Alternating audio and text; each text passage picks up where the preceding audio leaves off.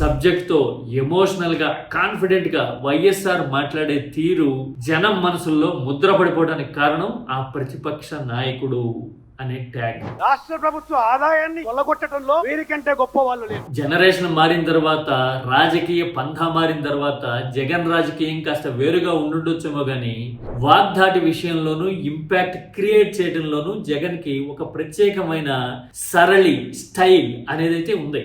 ఏపీలో ఇప్పుడు subject oriented గా డేటాతో, లాజిక్ తో వర్తమాన పరిణామాలను పోల్చి 360 degrees లో మాట్లాడే కెపాసిటీ, ఎబిలిటీ ఎవరికి ఉంది అని అడిగితే ఖచ్చితంగా దానికి సమాధానం జగనే. ప్రెస్ మీట్లు చూస్తే అర్థమైపోతుంది. మొన్న అయితే ఈ మధ్యన ప్రెస్ మీట్ లో 3 టాపిక్లు మాట్లాడతా అంటూ మొదలుపెట్టి మధ్యలో ఎవరో క్వశ్చన్స్ అడిగితే భావ ప్రకటన స్వేచ్ఛ గురించి జగన్ మాట్లాడడం చూసాం. చివర్లో అంటూ జగన్ చెప్పిన ఎగ్జాంపుల్స్ చూస్తే అవునా, రాజ్యాంగపరమైన విషయాల మీద, టెక్నికాలిటీస్ మీద, నంబర్స్, సెక్షన్స్, డేటా లాంటి వాటి మీద జగన్ కి ఇంత కమాండ్ ఉందా అని అర్థమైపోతుంది. ఎందుకంటే అది ప్రిఫిక్స్డ్ కాదు, ప్లాన్డ్ కాదు, అవుట్ ఆఫ్ సిలబస్. అది అలాంటి దాని మీద అలా అంత కాన్ఫిడెంట్ గా మాట్లాడాడు జగన్ అంటే సబ్జెక్ట్ మీద ఇంకెంత గట్టిగా నిలబడతాడో అర్థమైపోతుంది. బహుశా సభకొచ్చి విపక్ష నాయకుడిగా ఉండి అలా నిలబడితే గనక సమాధానం చెప్పడం కష్టమో, పిడికినంత మంది కూడా లేరు జగన్ తో, అయినా సరే డామినేట్ చేస్తున్నాడు అనే ఇంప్రెషన్, చర్చ